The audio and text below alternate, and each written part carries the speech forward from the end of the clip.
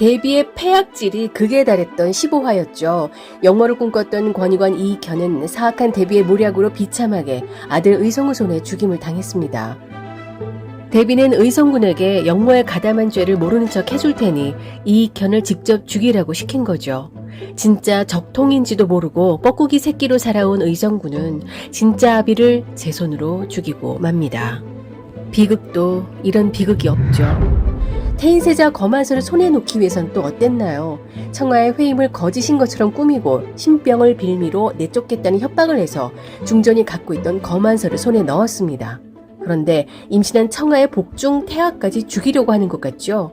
중전이 아무리 밉다고 해도 손자와 손자 며느리들을 매몰차게 해치우는 대비는 정말 이해하기 힘든 사이코 캐릭터입니다.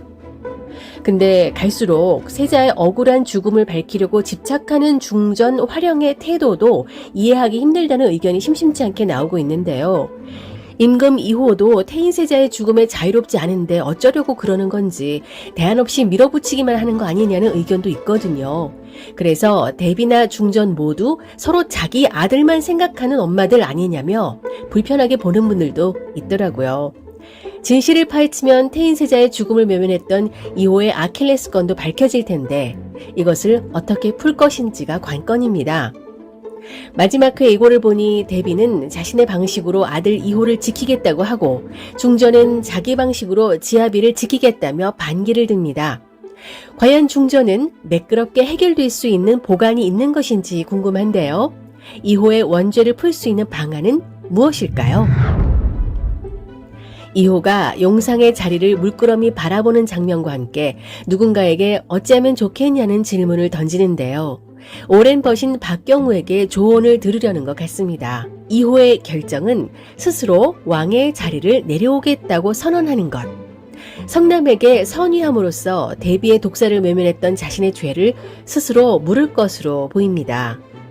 대비는 당연히 반대하겠죠. 어떻게 만든 왕입니까? 아들이 왕위에서 내려와 중전의 아들 성남에게 자리를 물려주겠다는 것도 용납할 수 없겠죠. 권희관 이익현도 죽었고 태인세자 거만서도 불태워 없앴고 함께 이를 도모했던 영의정까지 죽은 마당에 왕위 찬탈 증거가 없는데 왜 왕의 자리에서 물러나려 하냐고 노발대발할 겁니다. 하지만 태인세자를 거만했던 날을 기록한 승정원 사초를 2호는 버리지 않고 잘 갖고 있을 것 같아요. 중전은 선위하려는 2호의 뜻에 동의하겠죠. 태인세자의 억울한 죽음과 폐비의 복권, 세자빈과 원선의 복귀까지 가능하도록 만들 텐데요. 옥사에 가둔 토지선생, 즉 태인세자의 거만을 맡았던 어이 유상욱이 중전에게 유리하도록 밝히면 끝입니다. 유상욱의 아들이 폐비의 아들 이익현으로 살고 있다는 점을 들어 중전이 잘 설득할 것 같아요. 유상욱은 대비의 독살과 거만 당시 선왕의 선택이 왕위를 결정하는 데 결정적이었음을 밝히면서 2호는 태인세자의 독살과는 직접적으로 관계없다는 점도 밝히지 않을까 싶네요. 그런데 2호가 과오를 인정하고 선위를 선택하기까지는 쉽지 않을 것 같습니다. 어머니를 생각하면 자식의 한을 풀 수가 없고 세자의 억울함을 풀고 남은 자식을 지키려고 생각하면 어머니를 처벌해야 하는 상황. 대비는 또다시 성남을 비롯해 대군들을 볼모로 중전을 흔들어서 2호의 뜻을 꺾도록 만들려고 할 텐데요. 예고편에서처럼 세자빈 청하를 유산시키고 그것이 신병 때문이라고 몰아붙여 세자빈 자격을 박탈시키겠다며 또 중전을 협박할 것으로 보입니다. 또한 무한대군의 혼외자 천민 초월과 아기가 궁에 있다는 사실을 알게 돼 자질을 문제 삼으며 중전을 압박할 것으로 보이는데요. 하지만 그런 대비의 함정을 중전이 모를까요? 먼저 청하가 임신한 사실을 안 중전이 대비가 또 어떤 짓을 할지 몰라 미리 대비책을 세워뒀을 것으로 보입니다. 의관들이 그동안 왕실을 어지럽힌 걸 잘 알고 있는데 회임했다가 또 아니라고 번복한 어이의 말을 곧이곧대로 믿을 리 없죠.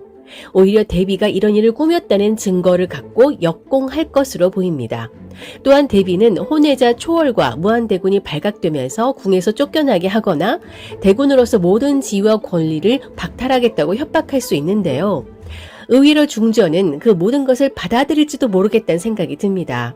원래부터 왕실과는 맞지 않는 무한대군은 왕자의 권리를 포기하고 사랑을 선택, 천민 출신 초월을 버리지 않고 가장으로서 가정을 지키겠다는 성숙한 모습을 보여줄 것 같아요. 중전에게는 왠지 전혀 타격감 없이 잘 마무리될 것 같습니다. 아무리 흔들어도 흔들리지 않은 중전 때문에 아들의 왕위 자리를 지키기 위해서 또 어떤 짓을 벌일지 모르는 대비.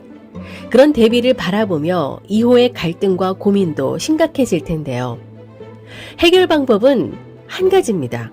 대비가 누군가로부터 암살을 당하거나 스스로 목숨을 끊어서 이호가 더 이상 선택의 갈등을 겪는 상황이 사라지게 만드는 거죠.